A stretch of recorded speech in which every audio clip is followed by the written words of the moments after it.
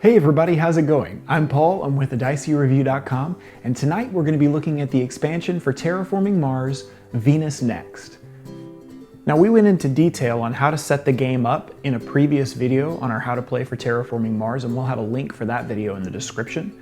We are going to show the differences in setup if you want to include the Venus Next expansion, and then we'll go over in detail each of the gameplay elements that the expansion adds. Venus Next comes with a number of new components, most notably 49 new project cards and 5 new corporation cards. In addition, the game comes with the Venus board. On the Venus board, players are offered a 4th global parameter, the Venus scale. The game also comes with a Hoverlord milestone tile and a Venifile award. These will be placed over the main game board during setup, and we'll look at that in just a second. And then it also comes with 1 tracker to place on the Venus scale throughout the game. Venus Next introduces a number of new symbols on the cards in the game. The first thing you may notice are the new Venus tags. These are going to be placed on cards that relate to projects in the atmosphere of Venus. They'll be known as Venus cards. The expansion also introduces something known as a wild resource. Wild resources are unspecified, but the card text will provide more detail about what they do and what they are. For instance, this card allows you to increase your mega credit production by 2 and then add 1 resource to a Venus card. That may be a microbe or one of the new resources, floaters. The last thing the expansion introduces is a resource called floaters. Floaters represent hovering infrastructure in the atmosphere of Venus.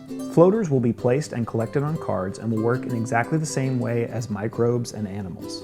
You can always tell which card is a Venus card by referencing the symbol in the bottom left of the card. To incorporate the new Venus project cards during setup, you simply shuffle the Venus cards in with the existing standard or corporate era project cards from the base game.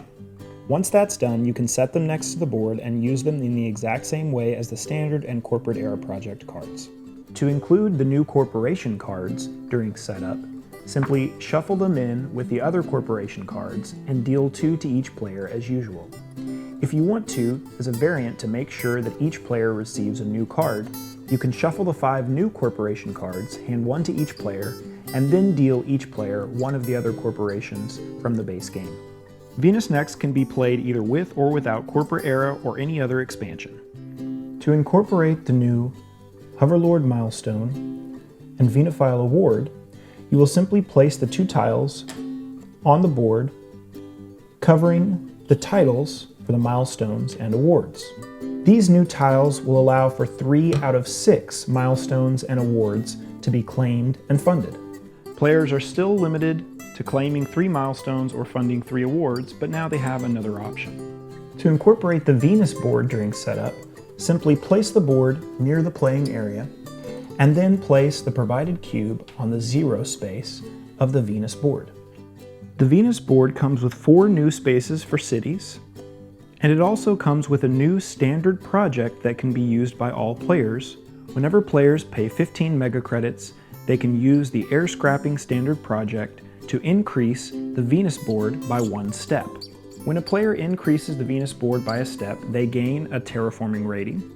In addition, whenever they terraform it to 8%, they will get to draw a card, and if they terraform to 16%, they'll be able to gain an additional TR. To claim the Hoverlord milestone, players will need to have 7 floater resources on their cards. To successfully claim the Venifile award, players will need to have the most Venus tags in play. It's important to note that while the Venus board offers a new global parameter, the Venus scale, the game end is still triggered when the 3 base game conditions are met, when all 9 ocean tiles have been placed, and when the oxygen and temperature are maxed on their tracks. So it's completely possible that the game will end without the Venus scale being fully completed. The last thing to mention is that the Venus Next expansion introduces a new phase in the game after the production phase. It's the solar phase, and this essentially speeds the game up a little bit and allows players to increase certain tracks based on what their strategy may be. So after the production phase, the solar phase takes place. Step 1 of the solar phase is the game end check. If the temperature, oxygen, and oceans are all maxed out, the game ends and final scoring begins with the normal conversion of plants. No further steps in the solar phase are needed.